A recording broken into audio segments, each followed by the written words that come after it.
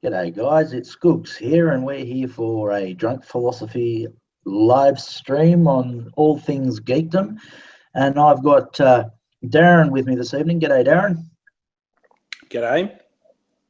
And we're supposed to be having another fellow by the name of Fidget, but he's having some technical difficulties.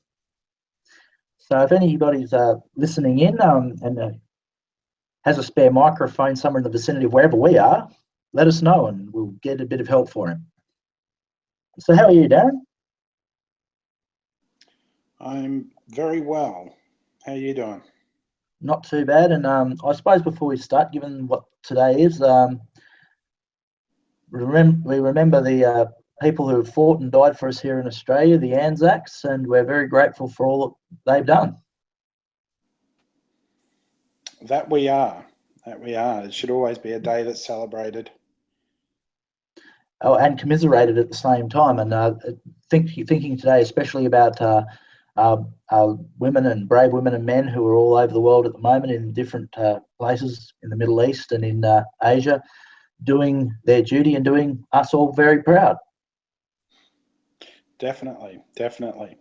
I have found it a bit sad though that not everyone sort of chooses to see it the same way.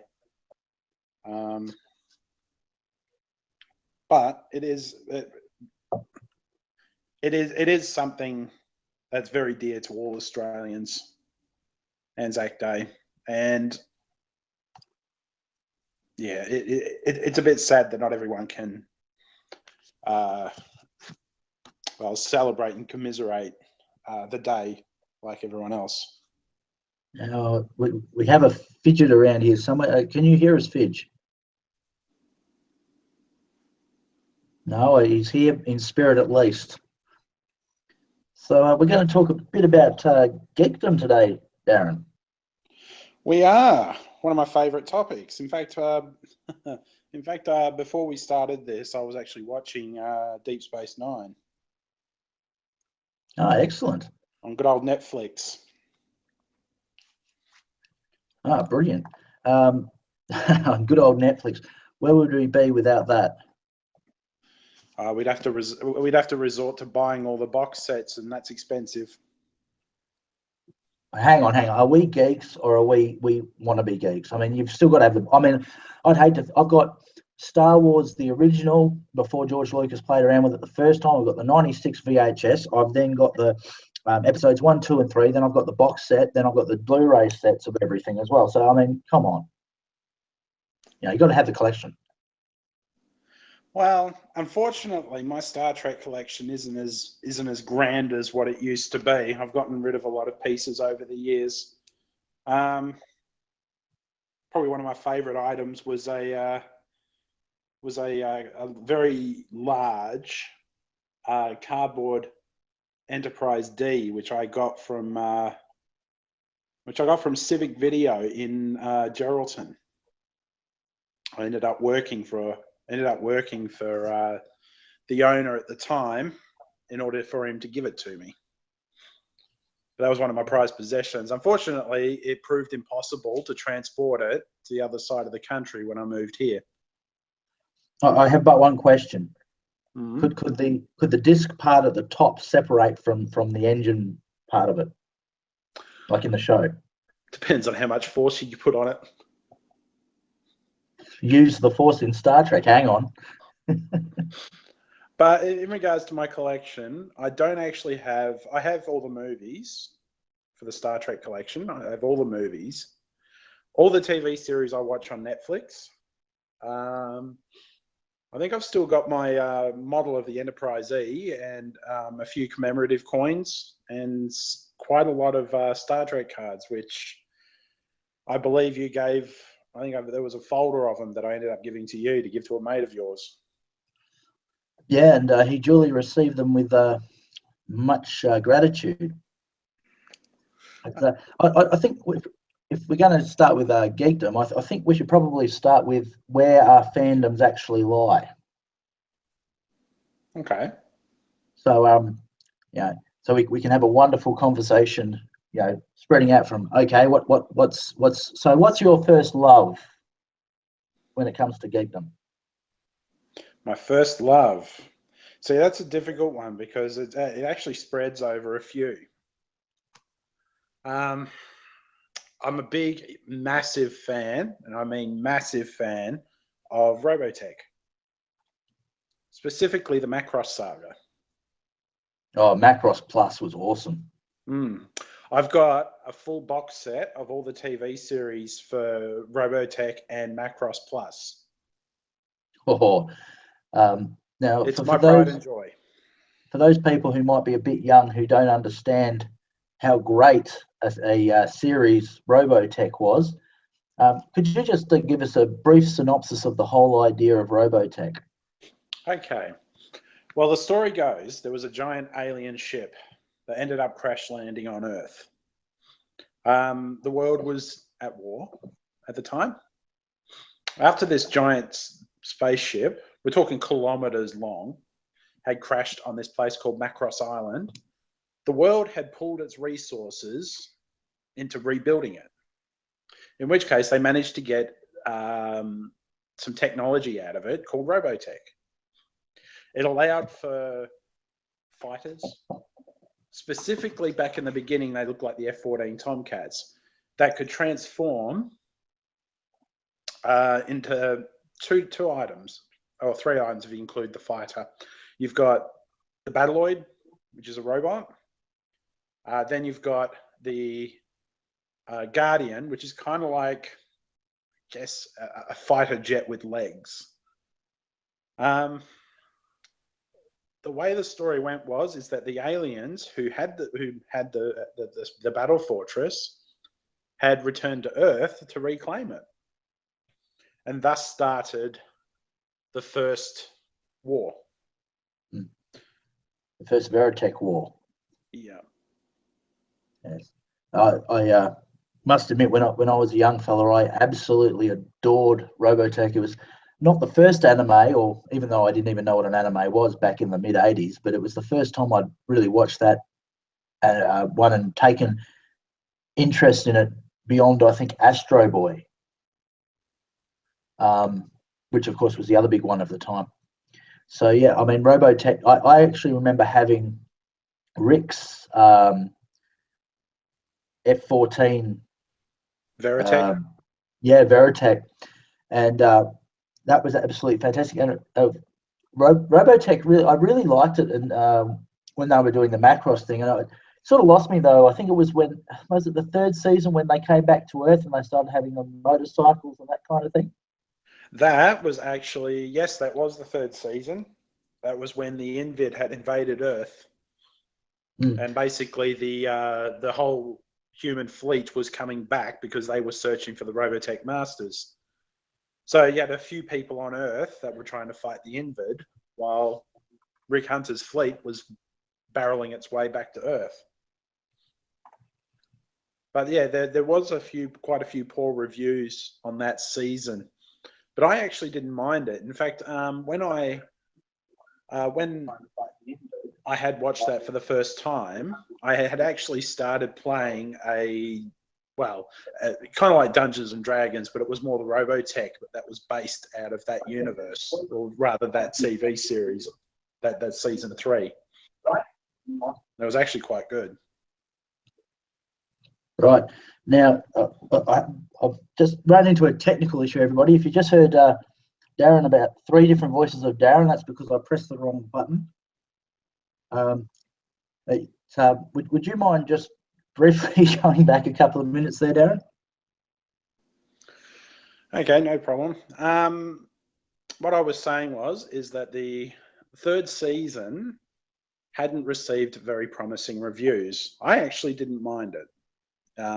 Probably because I love Robotech in any form. I loved it so much that after I finished watching it, I started playing kind of like an AD&D type game, Robotech game, where it was based in that third season. And we were sort of retracing the steps of the same people in the third season trying to get to Reflex Point. So yeah, I remember that third season. I'll probably agree it wasn't the best out of the whole series. Yeah. I mean, still, the idea of it. I mean, one thing I love about the Japanese anime, whether it be Robotech, whether it be Voltron or Astro Boy, is it didn't sort of, it had a more is lifelike perhaps the right word? Yeah, more lifelike. No, a more interesting story, I think. Um, that they dealt with issues that you didn't generally see during the 80s, during the normal kids sort of sitcoms and comedies, those sort of things. They actually dealt with human issues, and more philosophical issues, meaning of life and things such as this. So It's interesting that you said Voltron, because I found out also that they've remade Voltron. It's now on Netflix. I thoroughly enjoy it. It's a great testament to the 80s version of it. It wasn't the car Voltron, it's the Lion Voltron that's on Netflix. It sort of goes into the backstory a little bit more in depth than what the original series did. You sort of get to see how it was that the princess and the castle and all that ended up on that planet. What happened to the lions? Why didn't they have pilots beforehand? And that sort of thing. It delves more into the backstory of Voltron, and I found that very, very interesting. yeah, I mean the great. I mean, of course, when we talk about Voltron, then you can take it a bit later on when you hit the 90s. When one of the I think it was one of the executive producers of Voltron went on to do Mighty Morphin Power Rangers. That would seem to indicate one success to another. But of course, if you think about it, that kind of does make sense, because in Power Rangers, they combine all their Zords to create a robot. Yeah. So it kind of follows the same, well, towards the end of the shows, follows the same pattern as Voltron, except of course Voltron didn't have a bunch of martial artists. Well, I think that it sort of took from 2 or 3 different ideas. I mean, you had with Mighty Morphin Power Rangers, you had the more American sense of a kids show. The goofy comedy. Vulcan, I forget, he had a soft offsider as well. The 2 bullies, I guess, and all the kids were very much American kids, and they were facing American problems. It wasn't very existential. They didn't ask any majorly big questions. You had the Voltron-esque robot, but then you had the Godzilla-like bad guys, who would become giant rubber creatures. And then, of course, you had the Hong Kong style 70s action movie sort of thing going on. So I think that it was definitely marketed more towards an American audience in that sense. It does seem that way. It does, yeah. I just Googled up the season 1 of the Mighty Morphin Power Rangers, and the bullies you're talking about is Bulk and Skull. That's right. Skull was the skinny one, wasn't he? Yeah. He was, yeah. Yeah, funny that. Yeah, so I was just looking through the cast as well, and now thinking back on it, after you mentioning about the creator of Voltron was also in the Mighty Morphin Power Rangers, it makes more sense. Like the Power Rangers, how it developed and everything makes a lot more sense, and it's sort of connected a few dots for me. Yeah. Darren's on. What's going on here?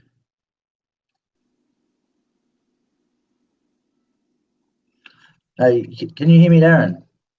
I was able to hear you the whole time. I just muted my mic. Well, Dan's on mute, so is Darren at the moment, so I don't know what's going on here. Hey, Dan, are you able to put your mic off mute? Or should we say Fidget?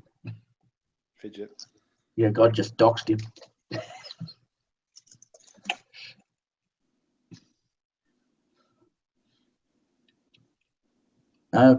Possibly not. Anyway, whilst we wait for Fidge to see what he can do, So we've got Voltron. The one thing I loved at Voltron, I actually didn't really like second gen, which is the Lion one, which is the one most people know, of course. Really? No, I was always a bigger fan of the first one because at the time I had such a love for Transformers. And Transformers by that stage were towards the end of the second generation, and they were doing all the connector bots. I know the first generation you had the Destructicons form Devastator, and just the idea of here's all these vehicles, you got a couple of planes and a tank and all that, and they all joined together and turned into Voltron. And it reminded me of Transformers. See, I was always a fan of the Lion Voltron. Hello? I actually. Oh, we have a fidget. Ha! My God, he made it. Oh, I've pulled this off. I'm sitting in my car using the Bluetooth close enough to the house for the Wi-Fi to work. You are a genius, my friend. This is stupid. This is geekdom. You just out-geeked us in one shot, mate. We That put was people on the brilliant. moon in the fucking 60s, and I can't do a Skype call from my laptop. Mate, they did the moonshot in the 60s with the power of like two Commodore, what would be today, two Commodore 64s put side to side. Yeah, awesome. That's great. Kudos. Definitely kudos, because NASA. that is geek ingenuity. Brilliant. Oh. Absolutely brilliant. If I flatten the battery in my work car, I'm going to be so pissed off. I'll come and give you a jump. Yeah, no worries. So we were talking about Star Trek, and then I disappeared, and now I gather we're talking about Transformers. No, we're actually we're moving through 80s animation at the moment. We've sort of done a bit of Robotech, then we moved Robotech onto Voltron, onto Mighty Morphin Power Rangers, back to Voltron, and we're now sort of going between Voltron Gen 1, Gen 2, and Transformers. Right. Well, I was a fetus for most of 86, and then I was developing sort of like walking and talking and like pooping in a toilet as opposed to my own clothes until about 88. I have seen the new Voltron, if that helps. Yeah, I was talking to Nathan about the new series that's on Netflix, and I was sort of mentioning a bit of a comparison between the 80s and the one now, which it's kind of the same overall story, but you get more of an in-depth view of how they came to be in the situation that they're in, and more of a background story into why it's all happening. Okay. And that's sort of that was sort of what I was thinking about when I was watching it. I was thinking, wow, that's why they were there, and that's why they were doing this. So you sort of got a bit more of an idea on why it developed the way it did and where they were heading. Yeah. Does the new series, I mean, because for you, or for both of you, I imagine you would have watched the original ones. Like, Nathan, have you seen the new series? God, no. Okay. I like, after all the crap Hollywood's put on me in the last 10 years, I like to keep my childhood safe. Yeah, no, actually, that's fair enough. Actually, I can totally understand that. Yeah, but coming from someone who's seen both, I think you should at least give it a look in. You reckon it holds up? I reckon it holds up. I really do. Nice. Inspector Well, as Gadget. Nathan pointed out, how infrequently does that ever bloody happen?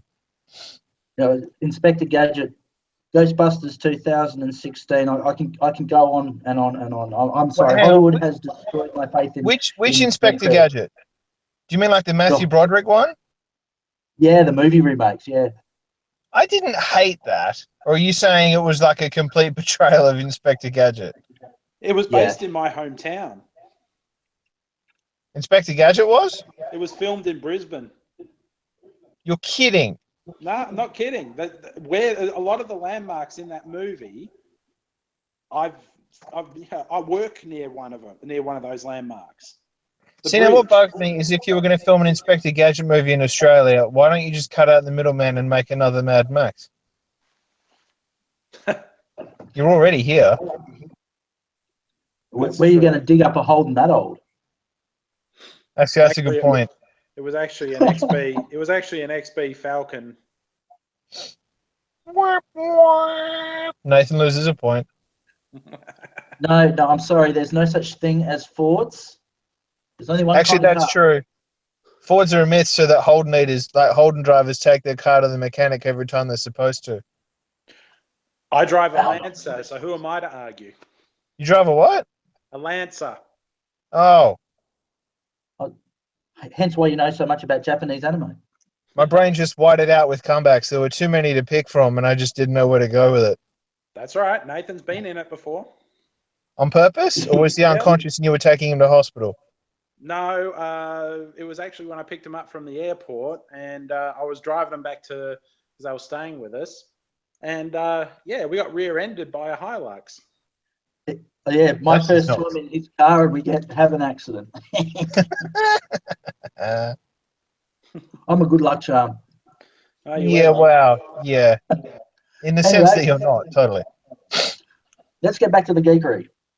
Okay. And the second lot of Voltron.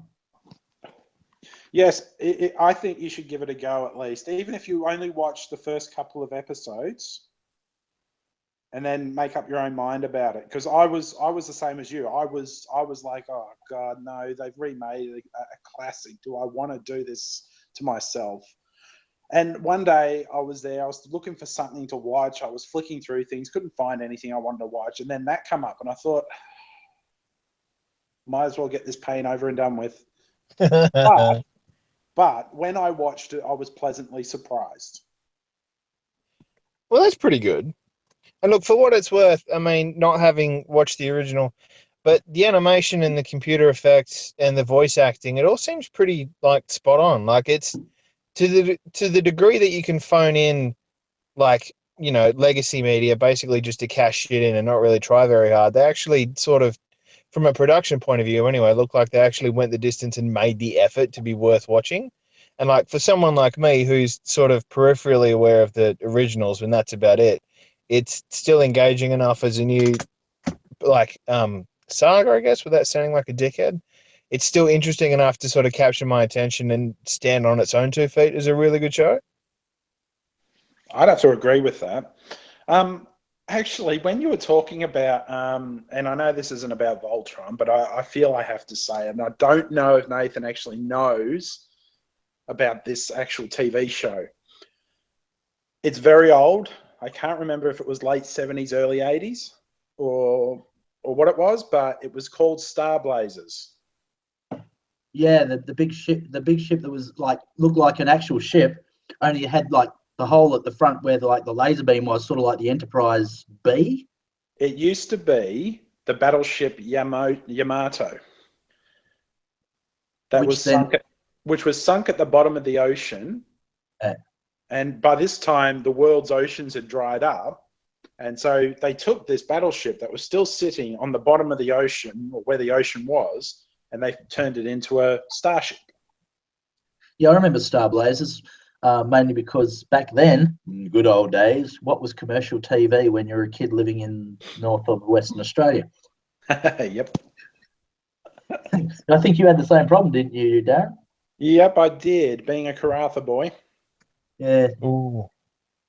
No such thing as commercial TV, just auntie, auntie, auntie, and auntie. Yeah, what was it? In fact, I don't think they had GWN when I moved there. I think that came along a little while later, a few years after I got up there. So it was basically ABC and nothing much.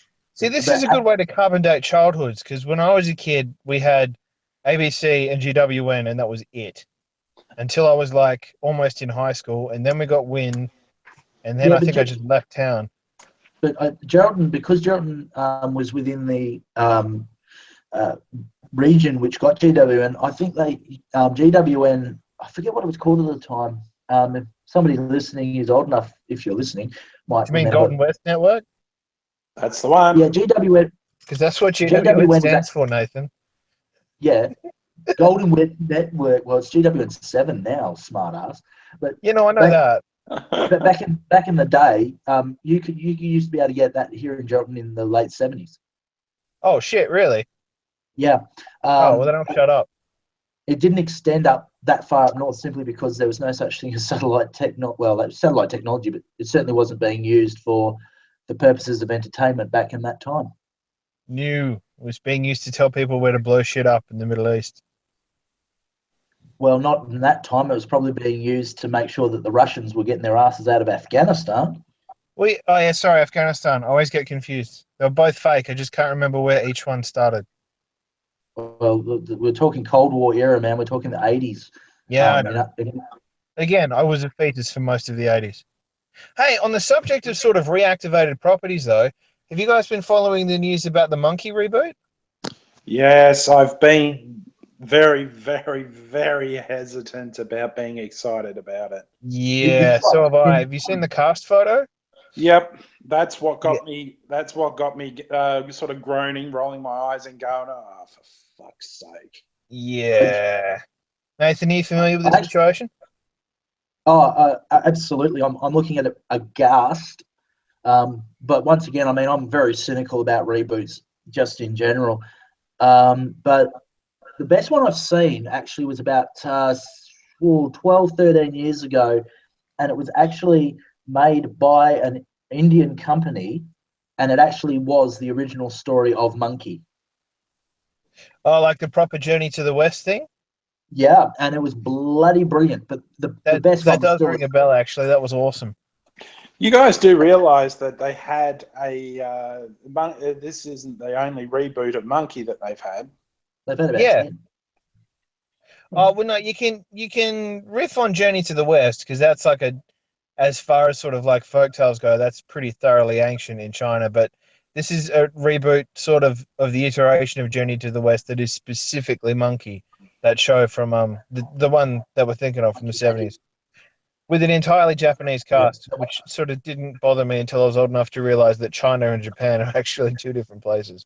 Well, the funny thing is, you look at the original Monkey Magic, right? And then you look at the original Dragon Ball. Yeah, a lot of similarities. Similarities, man. Dragon Ball ripped the shit out of it. Yeah, but like, well, yeah, but there's no Buddha in Dragon Ball. Well, okay, hang on, that's not entirely accurate. It's Kami. Yeah, I know, but he's not fat and he's green. I mean, come on. Goku has an extendable staff. He can call a cloud. You know? Yeah.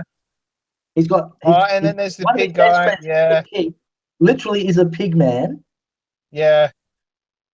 So what does that leave us with? The fish demon and Tripitaka. So who would Tripitaka be? Yamcha.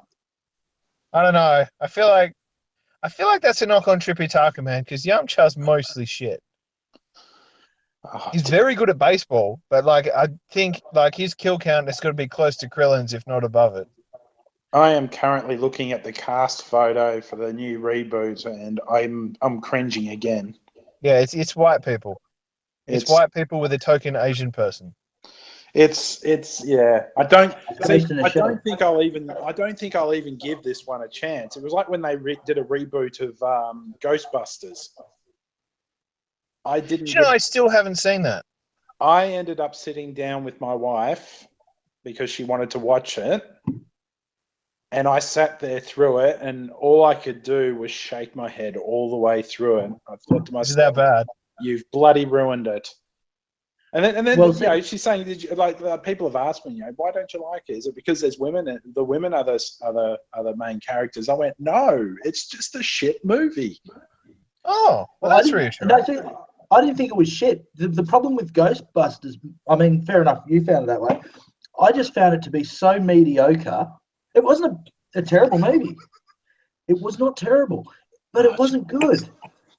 So it was sort of suffering from that thing again where they're trying that over relying on being able to trade in nostalgia to make up for the fact that they're phoning it in.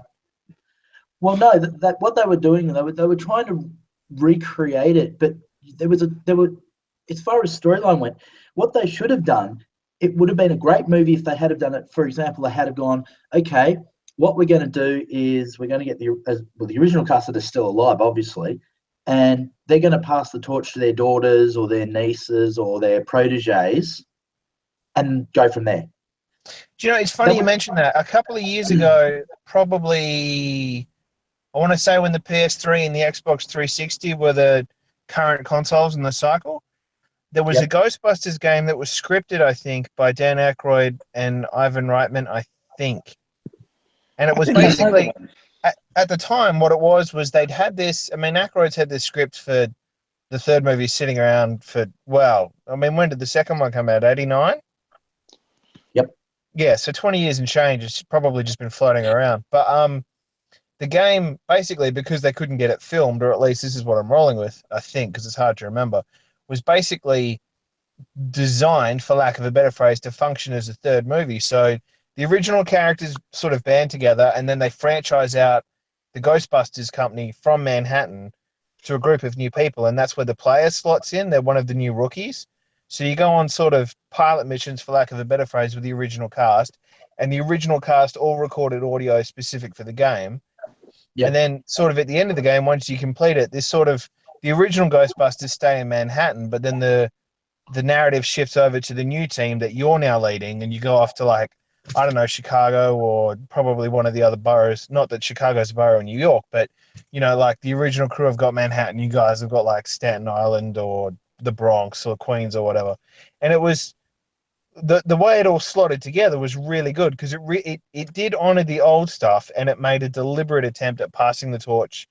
And I don't mean deliberate attempt as in like they phoned it in, but like they made sure that the narrative and the characterization of the new people fit the idea that, okay, we're all pushing 60 at this point.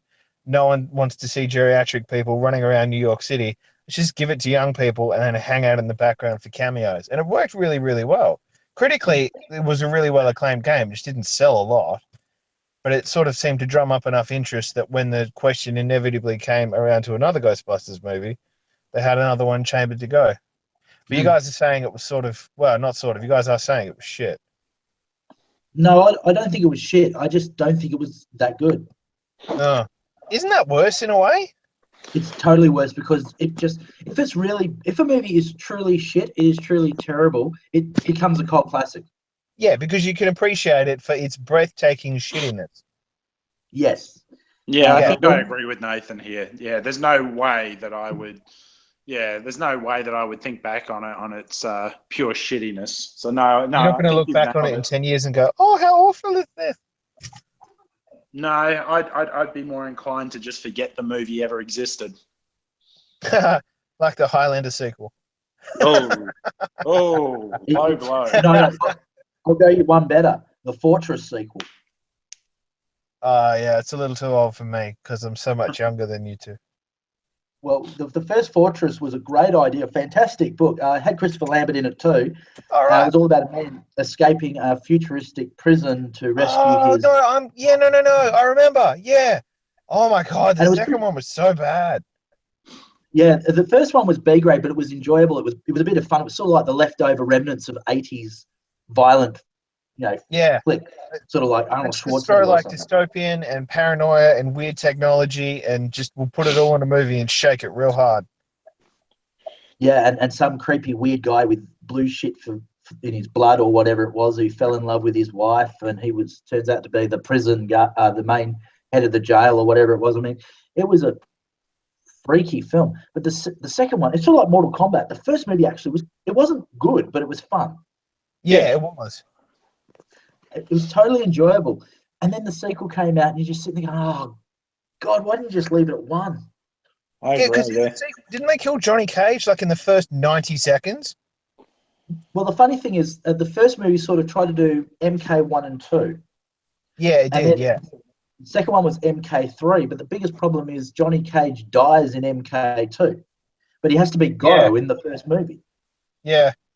And mind you, what about that line? One of the greatest lines in cinematic history. One of the greatest lines in cinematic history. Those were $500 pair of sunglasses, asshole.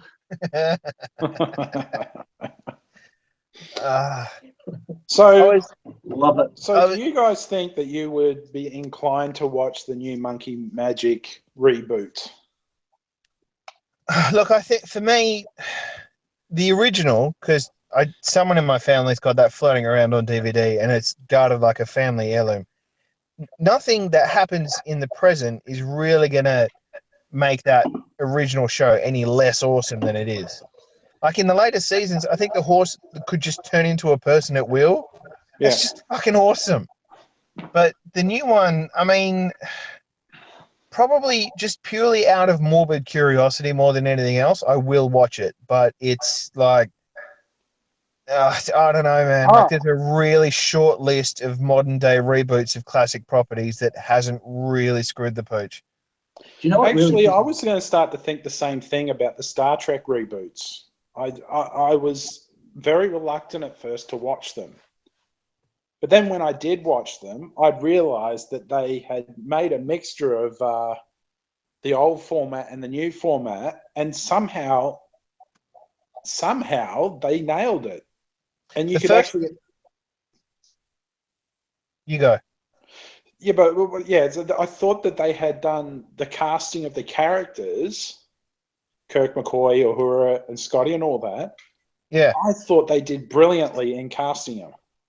Oh yeah, absolutely. And the first reboot movie, like, is, again, to echo to an earlier point, it stands alone as a really good film. Like, it's just separate from the fact that it's in the Star Trek universe and the Star Trek characters that are, you know, beloved at this point. It's still a really good movie. And like, it came out in 2009, which isn't really sort of that long in geek history, I suppose, but it still holds up as a really good film. It does, definitely. I completely agree. You know what I loved about those movies? Yeah. Exactly the same thing happened to Star Wars fans, by the way, is the cognitive dissonance, because all of a sudden these movies come out and you've got the old school Trekkers, and fans of the franchise going, but this doesn't fit the timeline. This doesn't make sense.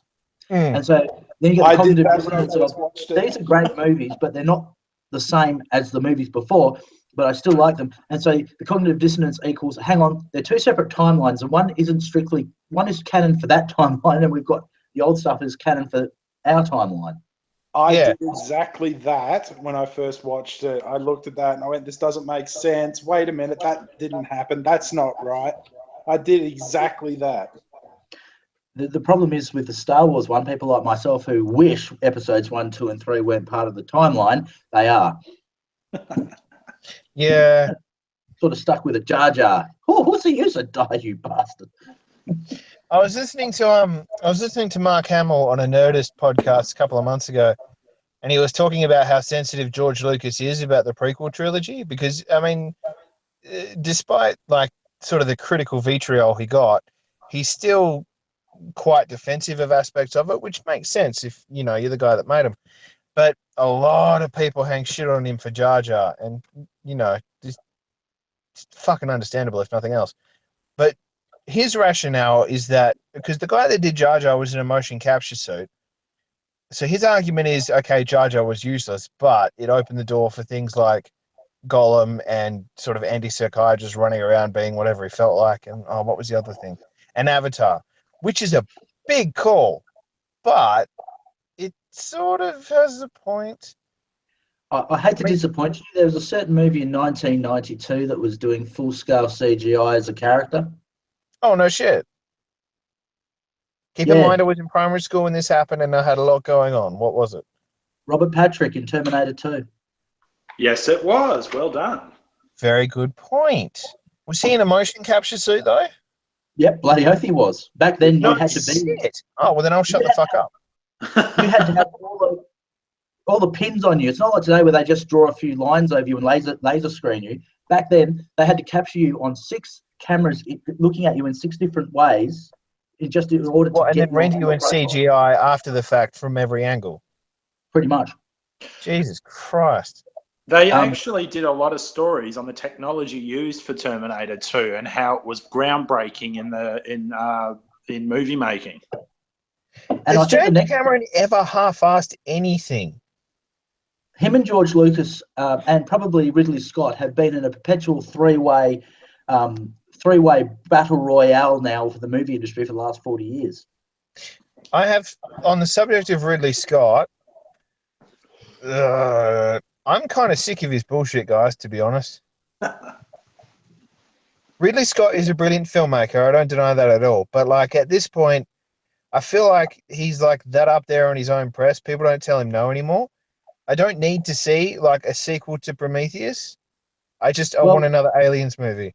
I want an Aliens movie that makes Aliens 3 and Aliens Resurrection go away. Hang And- on. Oh, He wants to Alien tell the Resurrection- story of what happened before Ripley encountered it all. As Yeah, far and as that's he's, fine. as far as And he he's has enough concerned, money it's to make not that over. movie and only show it to his family. That's fine. But the new one has actually got aliens in it. Yeah, I know. But it's also got, oh God, what's his name? The sociopathic android from Prometheus. Oh God, Michael Fassbender plays him. David. David's back But in it. to me, we're talking about the Alien franchise. I mean, Ridley Scott has done 2 brilliant movies. I mean, they come off the top of my head anyway. One is The Duelists, which is a Yeah, very good true. drama piece, very well shot, beautiful movie, and of Mm. course the original Alien. Blade Runner. Oh yeah, Blade Runner. Oh no, I can't. Oh shit. Okay, I stand You corrected sicken me, big time. Nathan. You sicken me with your lies. I hate myself and want to live. Okay, you've redeemed yourself. Good job. It's a self arco-flagellation. Let's just jump to the 40k universe. Hang Strap on, me to did the you front. guys hang on? Did you guys hear that they were going to be doing a remake of Blade Runner? They're doing a sequel. Have you seen the trailer? No, not yet. So it's basically, oh God, what was Harrison Ford's character's name in Blade Runner? Deckard, Rick Deckard. So Rick Deckard has sort of aged the way it takes place basically the amount of years that Harrison Ford is older than he was when Blade Runner was shot. And there's a new Blade Runner called just K. His name is just the letter K, whose job it is to go and find Deckard because Deckard holds the key to something to do with simulants and humans. It's actually been really interesting to follow what Ridley Scott says about it because, you guys, you would have to know because it's you guys. There was Ridley Scott, when he was shooting it, wanted Deckard to be a simulant. Harrison Ford thought that was pointless because then the audience had no one to root for because it was basically just a thought experiment. And then I think the production company wanted Deckard to be a human, but they didn't like the way Ridley shot some of it, which is why in one of the copies there's a Harrison Ford voiceover. So, Harrison Ford and Ridley Scott, before they realized or decided they were going to shoot the movie again, sat down to talk about the themes that a sequel would go over, and they still went at each other hammer and tongs over whether or not Deckard was a human or a replicant. And it's not really answered in the trailer, and nothing of the plot's really come out yet to tip the scales one way or the other. Well, shit, So, that should be interesting. yeah, because Blade Runner asks some really good questions about sort of self-reflective consciousness and sentience and choice and control and all the cool shit. But depending on whether or not Deckard's human or not, you can turn that interpretation of the original film on its head. But it's still, it's just, yeah. I mean, because we seem to be talking about rehashing old things that were awesome. I'm worried that Blade Runner 2049, because that's the sequel, it will be a good movie, but I'm worried that because they're going to remove some of the ambiguity in the storytelling, because they'll have to, I'm sort of a bit concerned that it might make Blade Runner, the original, appear slightly weaker as a result. I don't know, man. I mean, I thought they would do the same thing with, say, something like a Total Recall. Because yeah, I know, but you think even a RoboCop, because you think about all the graphics you can do today with all they could have done with a Total Recall compared to the original shots.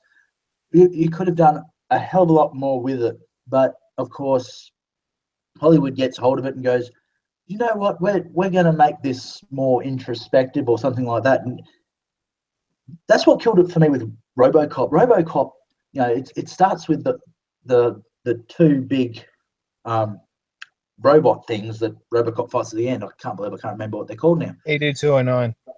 EB209, thank you very much. And they're just walking around in the Middle East somewhere, and it's like, well, hang on. In the first movie, there's only one, and that's bad enough. Yeah. And then they did the whole thing about, his wife and his kids and things like that. I'm like, come on. I'm just waiting for him to grab out his gun and just shoot 10 million bad guys. He's just fucking RoboCop, not fucking psychotherapy cop. Jeez, they got to have Have a backstory. It emotions, can't and be the just audience is like, "You're mindless. made of bulletproof armor. Have emotions later." I mean, did anyone watch Screw Attack before writing that script and see the whole RoboCop versus Terminator thing? I mean, it's like, fuck yeah. I want that movie. I remember that game. That game was awesome. Oh, the Super Nintendo Entertainment System. Yeah. That was huge. That was a great I game. mean, that made no sense. The story was ridiculous, but like, it didn't really matter because RoboCop was knocking the living shit out of a Terminator. It was everything my childhood wanted to be. But, I mean, Total Recall, once again, it was just too soft. I mean, what happened with Quaid just being this tough dude who just like rip an arm off a chair and then use it to like just bludgeon cunts to death? Hang on, which Total Recall are we talking about? Are we talking about Arnie or are we talking about Arnie, yeah, just grabs the chair and just starts smashing people to death, ripping off the armrests of the chair and just smashing people around. And That's sort of something that's sort of missing from contemporary sci-fi. Well, I mean, and this could just be me, but there's a lot of really high concept, like really stimulating questions being asked in contemporary sci-fi, but there's not a lot of hard choices being made. A lot of it does appear to be hand-wringing. Do you know what I mean? Like the consequences are so sort of nebulous that it doesn't really matter that they affect the characters. It's just sort of there. Except with Life, the one where they find that living probe thing from Mars, and The Martian. But both of those weren't remakes, though. No, they weren't. But I sort of I'm less to do with remakes and just more to do with how sci-fi seems to be presenting itself in sort of the 20 whatevers we're in, as opposed to like its heyday in the 70s and 80s. Like the original The Thing basically ended with Kurt Russell and Keith David, I think.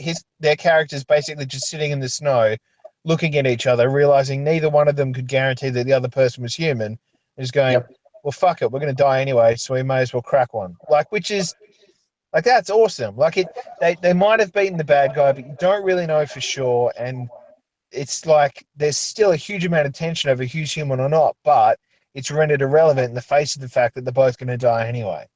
I hate to tell you this. The original The Thing was called The Thing from Outer Space, and it was made in the 50s. I know that. You mean John Carpenter's Thing? Yeah. One of the greatest movies ever made for sci-fi. For practical effects, man, that movie was insane. Oh, it was amazing. Claire still won't watch it. And the electronic synthesizer soundtrack. I mean, it has to be one of the greatest of all time sci-fi horror movies, up next to perhaps Alien. Oh, yeah. Alien's another really good example. She kills the alien, but she's got to blow up her ship. She's in a life pod, like in the most high concept middle of nowhere you can have. She's just floating in empty space between solar systems. There's her and her cat. And even though she's beaten the bad guy, there's still no guarantee that she's going to survive. It's still completely ambiguous. There's no, like, original sci-fi, like 70s, 80s sci-fi, didn't try and shield the audience from negative outcomes. It was just like, this is what happens when shit goes sideways and you're in outer space. Or this is what happens when things go sideways with a new life form that you've never encountered before. Like, there are hard consequences for what happens when mankind goes strolling outside of the neighborhood. Whereas in new science fiction stuff... Yeah, 2001 or 2010? Oh, yeah, 2010. 2010, more so than 2001. Yeah, you're right. I mean, back then, you're talking about the whole era, not just in sci-fi, but you look at 70s, like Dirty Harry. Yeah. And the whole Running Man. Yeah, good guys aren't good guys. Bad guys aren't necessarily bad guys, and there's no guarantee who wins. No, and it's hard, even in an examination of a piece of media, to necessarily know who would have been morally or ethically right in winning anyway if the story went that way. Yeah, it's just shades of grey across the board. Which made it interesting psychologically as well. Yeah, and challenging to an audience, whereas now, like, oh God, I'm trying to think of an example. I don't know. I have actually seen examples of where there's been a bad ending that absolutely shakes you. Now, I don't know if this is a sci-fi movie per se, Mhm. but there was a movie called The Mist. Oh yeah, Do you yeah. I remember know exactly what you mean. the completely fucked up ending that left you going, oh my God? Yeah, yeah. Ah, okay. That is a really good example. I've got another one, similar one. Oh damn it! I had it and I lost it. Oh, the remake of Dawn of the Dead with Ving Rhames. I don't Like think I've seen that. they're trapped. They're trapped in a mall, a huge mall. They're stuck there. They sort of want to leave. They want to stay. There's internal conflict. Some people die, and in the end, sort of like in classic A-Team style, they just build a bus of death, and then just sort of make a hell for leather run to the docks in their town to get on a boat to get out to an island that they assume is safe. And sort of as they're sailing out to the island, like they're low on food and they're low on supplies and they're getting really shitty with each other. The engine dies, so then they're just drifting, and then they get to this island and they're like, "Oh, cool, everything's fine." And then sort of Ving Rhames, because he's the SWAT dude, sort of really tentatively walks off the boat and he's seeing what's going on, and he walks down the jetty into the forest and nothing happens for a couple of seconds, and then you hear a lot of gunshots, and then this horde of fucking zombies just come pouring down the jetty, and the person who's holding the camcorder drops it and it films what must be about 100 zombies just running out to the boat, and then it cuts out. So for like all the running around and, oh, they've done it, maybe they'll survive, maybe they won't survive, and then literally in the closing scenes right before the credits, it's like, no, you're all completely fucked. Zombies are everywhere. You're going to die. It's and that's why I brought up the mist, because he's driving through all this mist, getting away from the monsters. The car won't start now.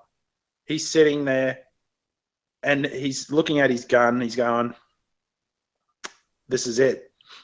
So he shoots the little girl and he shoots the old man.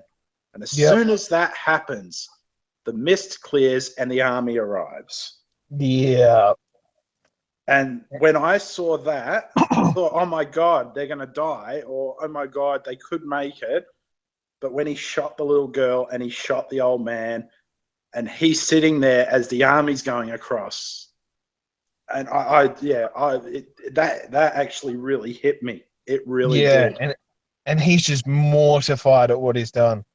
Oh, I guess you would be. He's just completely overwhelmed with the horror of it.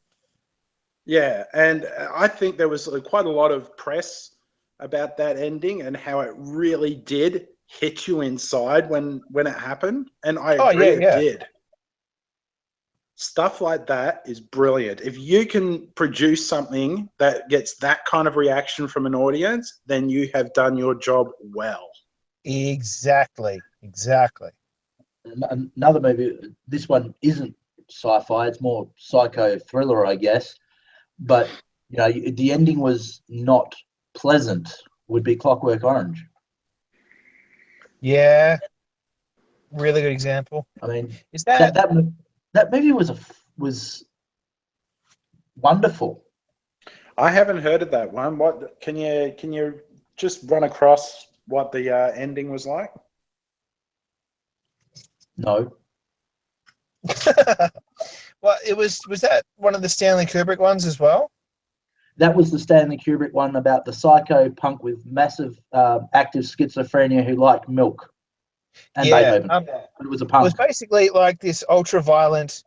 Well, I mean, ultra-violent is a word that gets used a lot in the movie, but this sort of ultra-violent gang, and one of them gets pinched by the cops and basically forcibly psychologically reconditioned to be, how would you say, Nathan? Like, I guess a version of an upstanding member of society, I suppose.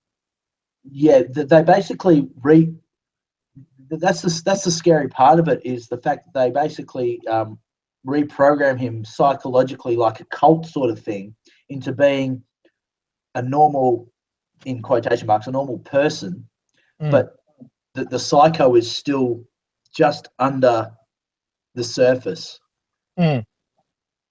And it's sort of basically they let this dude out into the world who can just lose his shit at any time. Mm. And I love those sort of movies where they sort of, Charlie was another one. I don't know if you guys ever. It's refresh my memory. Who's in it? Because I think I do, but I'm not sure. I can't remember who's in it because I'm not a movie buff. But I don't think I've seen it. It was a movie about a guy who was basically Rain Man. Right, he was really autistic, not a smart man, slow learner. This was back in the 60s, so that's when slow learners were allowed to be called slow learners, amongst other things. And basically, they give him this drug and this treatment that allows him to become one of the smartest people on Earth. It sounds vaguely like Flowers for Algernon. Very similar. Yeah.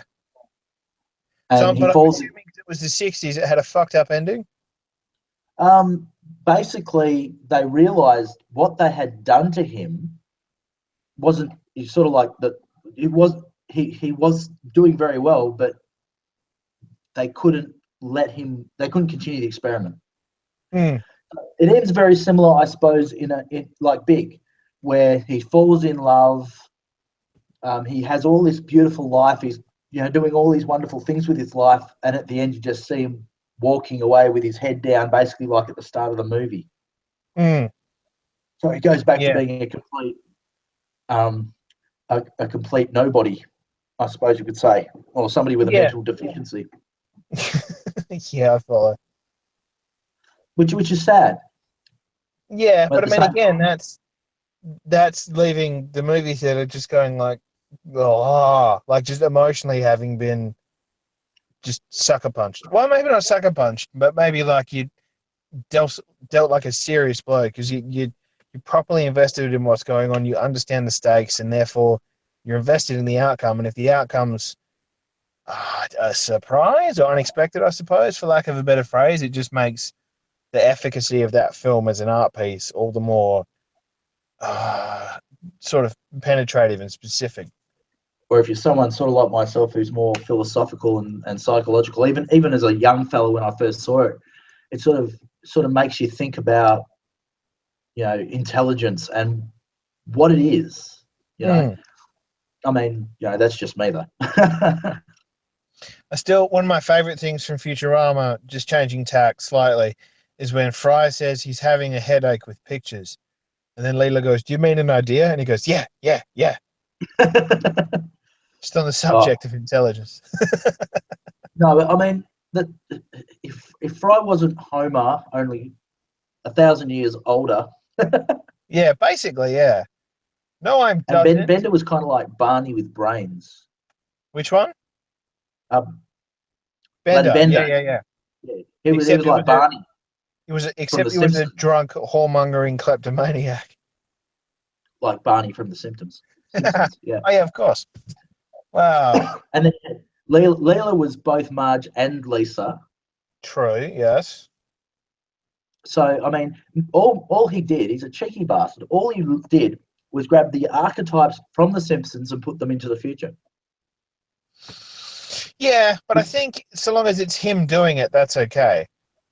Do you know what I mean? Like it's him taking his archetype from the Simpsons and putting it in something else of his. But with stuff like American Dad or Family Guy or the Cleveland Show or whatever the hell else is going on, which are all in sort of different measures good shows as well, but they are all still cherry picking that main archetype, as you say. Yeah. Well, I think perhaps we should jump back onto sci-fi and then sign off. Yes. So I think for the last subject of the evening, let's talk, being Aussies, growing up with the BBC, let's talk Doctor Who. Yeah! Yes. Are we talking about Smile specifically? Well, I'm thinking that we should talk about Smile, and then we should go on to some of the things that we've seen about the future of the program for the rest of the season. Yeah, no, I'm cool. I thought Smile was awesome. And not so much because of the story, because the story wasn't bad, but it is it's been peddled out in sort of various forms before that particular story of like, new life form happens and the humans are like, we're better. And then Doctor Who's like, no, you're both equally shit. But since I'm here anyway, I'll figure out how to help you get along. But the chemistry between Bill and the Doctor, like as a companion and sort of Peter Capaldi's Doctor, I think really, really works. Like, and it's just in a way that it never really worked with Peter Capaldi and Clara, where it all seemed a bit forced. It's just the back and forth and the banter and the relationship that these two are already developing, I think really benefits the show and really adds like a new sort of depth and dimension to Capaldi's Doctor, other than just being given the dregs of Matt Smith's companions. He's actually stood striking out on his own Doctor, even though it's his third season. Does that make sense? I honestly think that Bill is to Capaldi as Donna was to Tennant. Yeah, no, I reckon that's a fair call. I just want a mate. Yeah, basically, I just want to hang out with someone and fuck shit up. Yeah, I mean, it's the reason that Donna worked so well was they were just really good mates, and it's the same reason why, if you go back to the old Doctor, everyone remembers Sarah Jane Smith. Yeah, same reason. yeah, because they were just friends. And just hanging. Yeah, and just having a great time, having a great adventure, helping each other out, looking out for each other. Almost like family. And Sarah Jane Smith stood on her own as a character because she was something other than a companion of Doctor Who. She was a journalist, and she was already getting in the Brigadier's face about UNIT being all secretive and weird and stuff. And then she saw the Doctor as an opportunity, not for some attempt at self-definition or anything. She was like, cool, this dude knows secret things. I want to know secret things. I guess we'll hang out. And then a relationship sort of developed from there based on the fact of like, you don't know just secret things. You're also an alien from outer space, and your car is powered by inertia, and you know kung fu that was taught by spiders. Like there was other cool shit there going on. It wasn't just like, cool, you're blonde and a certain height. Let's just have you tag along for the next 4 years. No, I agree entirely. I think that the one thing that is starting to, I guess, not piss me off, but I'm starting to become wary of with Doctor Who is, and I know this just happens everywhere, but it's a bugbear of mine, and it's this idea of the PC machine, the political correctness machine, in the sense of, now you don't have to agree with me, of course, but the robots, the meme bots, were brought to the planet by the humans. Yep. They're not indigenous to the planet. Well, they're not indigenous. They may have become self-aware on the planet, but they weren't indigenous to the planet. So then when the Doctor treats them like natives and then tells the humans off, and I'm like, well, hang on. I agree that they should all get along and that the robots should no longer be looked at as slaves or killers. I agree with that. They're now sentient. But to say that either group was indigenous and therefore had a bit of extra rights, I just felt was a bit, you just didn't need to do it. I assumed that because there were nanobots, I assumed sort of because the robots called the Verdi or Vardy or something, whatever they were called, but the dudes with the faces. Vardy, they were the interface for the nano swarm. So because I hear what you're saying, but I can also see at the same time there may not necessarily be time enough in the episode to address your point. But what I think it is the original interface for the nanobots have probably long since, ceased operations because they've just aged out. And the nanites have compiled new robot interfaces on the planet. So then, therefore, those ones that would have been built by the swarm on the planet itself, because they were made on the planet, not sent there from another planet, technically, I would think that would make them an indigenous life form, I think. Yeah, I just thought that the message was a bit confused, but I mean, that's just me because I think about these things quite often. But still, other than that, I'm thoroughly, I mean, the first episode where we got introduced to Bill, unlike Clara, where it took 3 or 4 episodes, well, no, in fact, right to the very end of that character, she was so confused. Her timeline was everywhere. I think that's one of the problems. Yeah. Clara. Who is Clara? At the end of the day, she was a bit of a nobody. Why? Because, well, did she jump into the Doctor's timeline? Is there 3 million of her? What the hell's going on? If you are being spectacularly generous, Clara was a plot device. Which is a shame because I forget the name of the actress who played her, but she's fantastic in a few other TV shows. Jenna Coleman, I think. Jenna Coleman. She's awesome, yeah. This new one though, from the minute you saw it, it was like the first time you saw Donna back with the adipose, I guess. Yeah, it slotted in and worked straight away. And but I'm looking forward to the rest of the season. So am I. Oh, do you know why? What my favourite thing is for the rest of this season? Go on. The Mondasian Cybermen, like the original old school Cybermen. Mondasian Cybermen. Yeah. I mean, yeah. I don't know if you've actually seen the episode Doctor Who and the Cybermen, which was coincidentally the last one William Shatner was in. The last one whom was in? William Shatner, dickhead. You know the one, First Doctor. Yeah. Jean-Luc Picard, that's who you mean, right, Nathan? I'm face palming like Jean-Luc Picard right now. I thought it was Ben Sisko. I nearly said Bill Bailey, but that would be even worse. It was Gollum, right? Gollum saved Elizabeth Taylor from the car accident, and that's why there wasn't World War III. The First Doctor, anyway. That was the one. He William Hartnell. William Hartnell, thank you. That's just okay. before he terraformed into Patrick Troughton. Yeah. I remember most of the ones that I remember are sort of fourth and fifth Doctor. So Tom Baker and Peter Davidson. Peter Davidson, beg your pardon. Yeah, particularly the one with Pete Davidson where Adric dies. That was the one that was the Cyberman story that really stuck out for me. The one where Adric stays behind and crashes the frigate. And the Cybermen were scary for different reasons. They weren't scary like the contemporary ones because they can because they're basically I don't want to sound like I'm sort of diminishing the Cybermen, but the contemporary ones are more like the Borg than they are the old school Cybermen. Like they can network together, solve problems, and they're almost indestructible.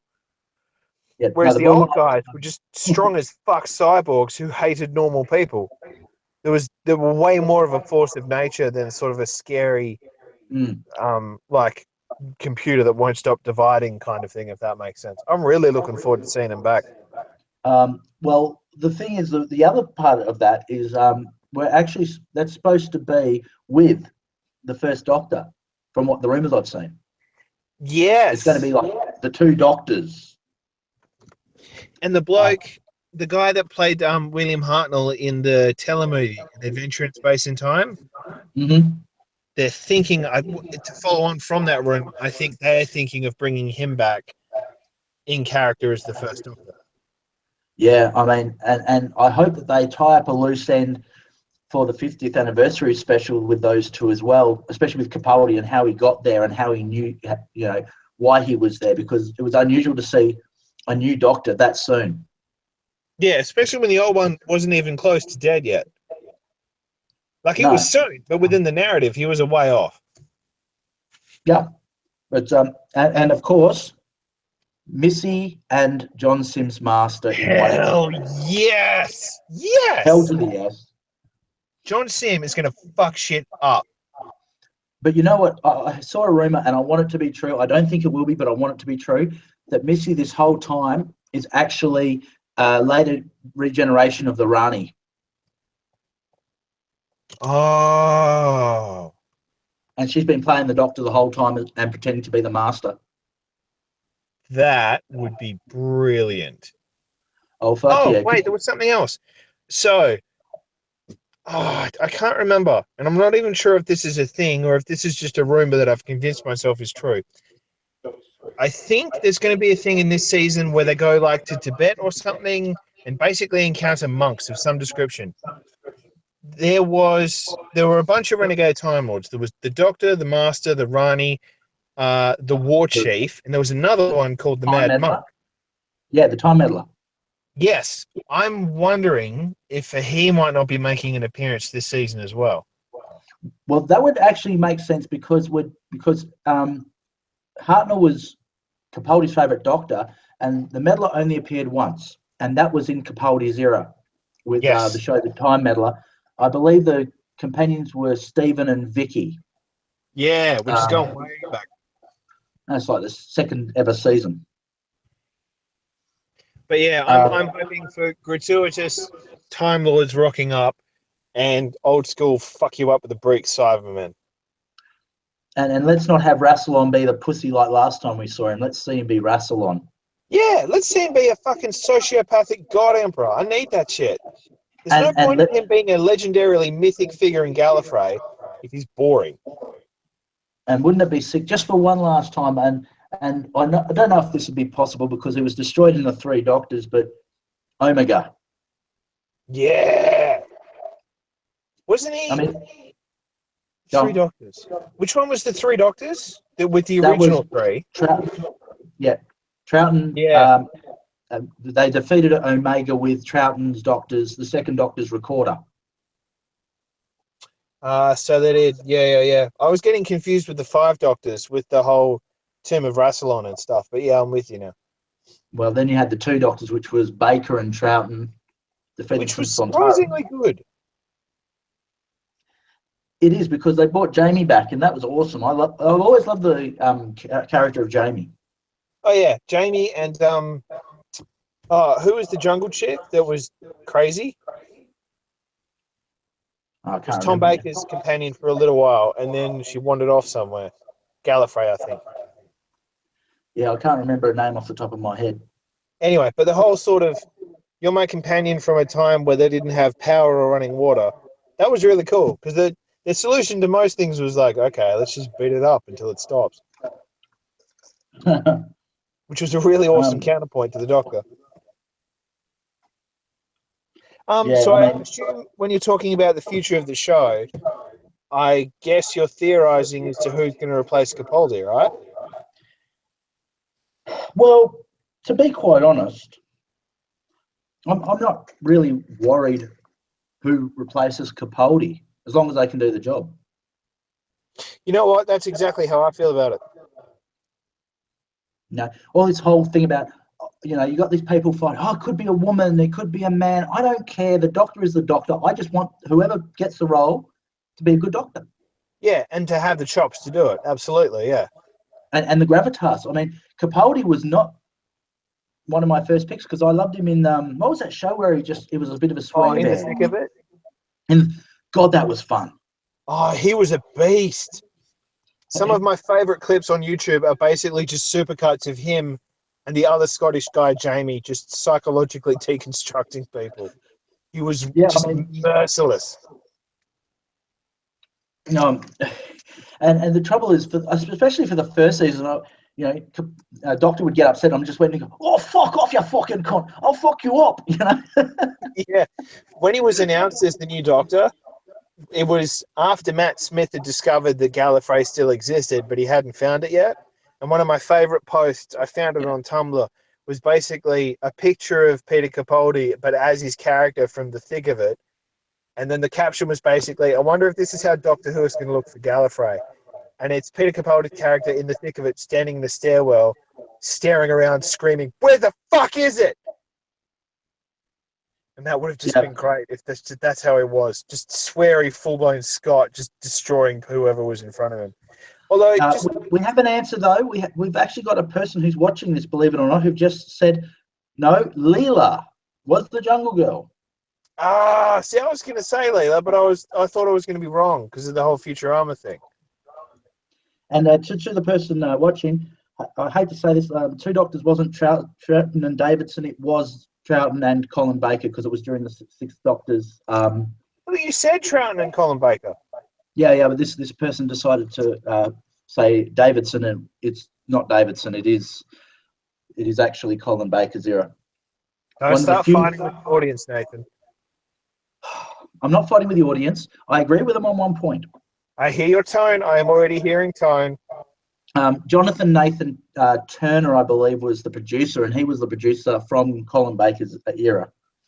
Yeah, and a little bit before maybe anyway. But Yeah. the point I want to go back to with the new Doctor, I genuinely hope it's a woman. And purely from a science fiction point of view, because the Doctor can go anywhere in time and space. He can go to any planet, see any alien life, witness any event, do anything, but every single time he's regenerated, it's been into a white British dude. Yeah. That doesn't line up. Mathematically, at some point, he's either regenerated into a woman or into an octopus that only communicates through limerick. Like, there's too much standardization for that to make sense. And I get that a lot of Doctor Who doesn't hold up to like a linear application of logic, but still, like Missy, if Missy is the master, but Missy's regenerated into a woman. The Gallifreyan president's like High Guard regenerated into a woman, and then immediately made comment that it was weird that she'd been a man in the previous regeneration. She'd been a woman nearly every other time.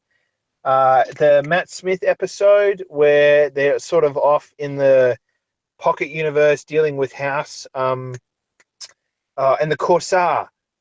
He sent that telepathic message thing with the tattoo marking on it, and Matt Smith's Doctor was like, he always had to have this tattoo on him, even when he was a woman. Oh, she was a bad girl.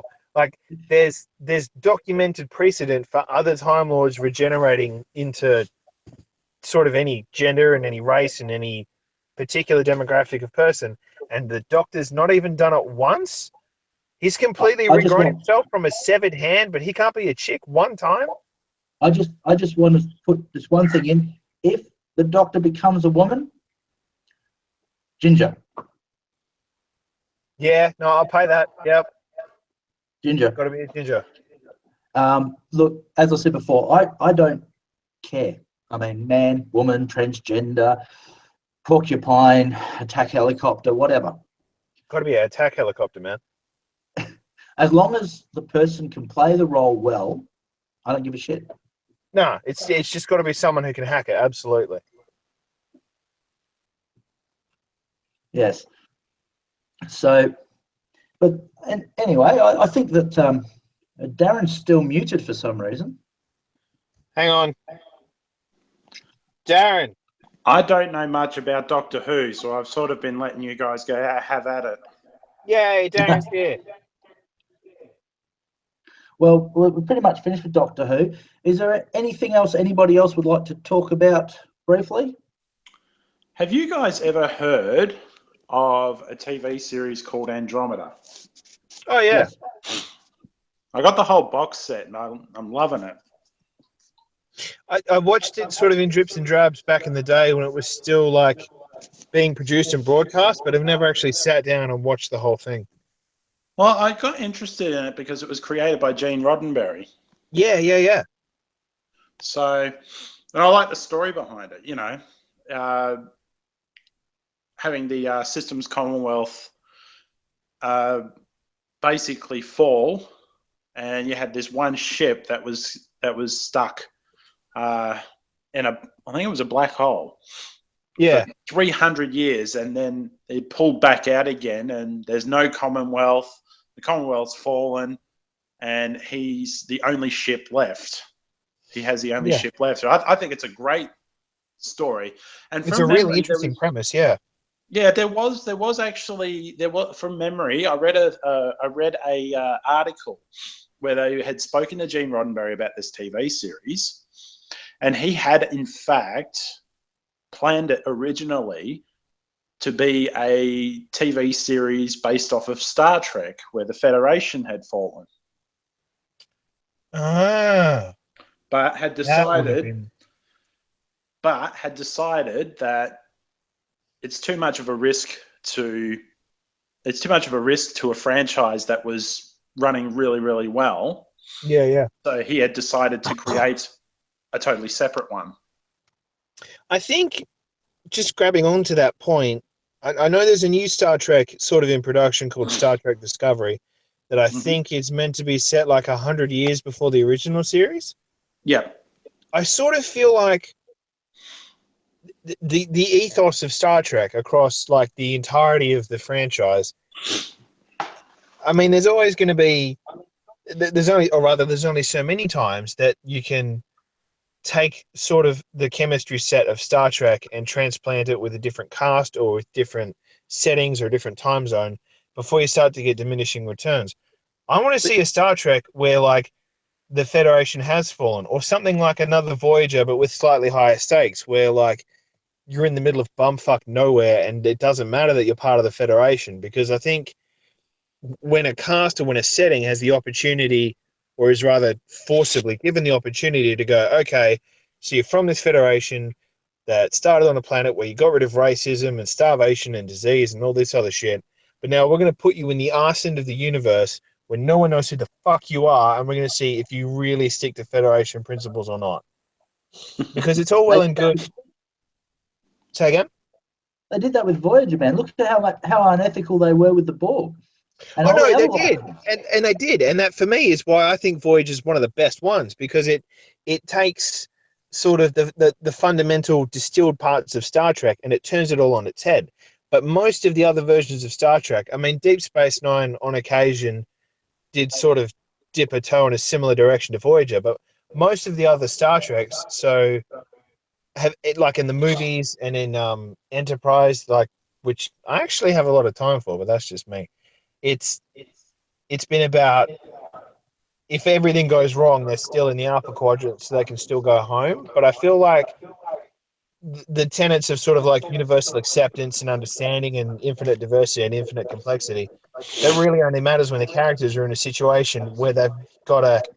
It's not enough just to say this is what we believe. They've actually got to like put their cards on the table and be, no, we're going to hold ourselves to a higher account because it matters more now that we're not in our own backyard. That for me is when it's really cooking, when it really sings. But It just reminds. I just want to say one thing about this, mate, and that is the Federation protects.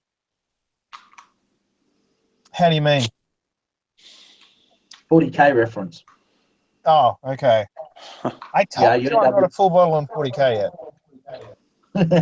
I know, but it just sort of the whole idea of that. I mean, but it's been done before. I mean, Lost in Space. Oh yeah, another really good example. Absolutely. I think that the problem with Star Trek ultimately is what you said initially, which is ultimately what killed Stargate as well. You can only do the same premise a number of times before everyone goes, we've seen it before. I mean, even with Doctor Who, we've said, oh, look, Smile is a great show, but it's been done a million times before. Yeah, we've seen killer robots, and well, I mean, it's Doctor Who. Killer robots is their bread and butter. Yeah, but I think I think I know what you're saying though. In regards to Star Trek, it's the same old formula over and over again. That's why the reboots were made. Oh yeah, and the reboots do cover sort of new ground while referencing the stuff that came before it. And I don't know if Khan is in the rebooted series, but one of the points I think that the producers made was the reason that they cast him as a white guy this time is because their feeling was the sentiment isn't so much that we need to look externally to worry about what's coming to get us. We need to look at our own community and just be like, there's plenty of crazy fucking people here. Why don't we keep a closer eye on what's going at home before we go looking for villains elsewhere? Which I think was a really cogent point. I saw the latest, the Star Trek Beyond. I wasn't sure if I was not sure if I was going to like it or not. Yeah. But then when I went and watched it, because I thought, oh, here we go. They've done the whole Enterprise gets destroyed thing again, and I was like, oh shit, is this going to be the crap one of the three? But then when I watched it, I was actually pleasantly surprised. There was a lot more action. You could also feel, well, rather the despair as the Enterprise is torn apart piece by piece. So and completely overwhelmed, yeah. Completely overwhelmed. And that signified to me that they had actually changed the formula slightly. And I figured out why. Because J.J. Abrams didn't actually direct Star Trek Beyond. No, he didn't. It was the guy who made the Fast and the Furious series. And it was written, I think, by Simon Pegg and someone else. Yeah. And Simon Pegg is like a true fan of the original and the Next Generation, everything. Like, he's a Trekkie through and through. Yeah, and I reckon having the sort of taking a new direction on the reboot, I think they kind of nailed it this time, you know?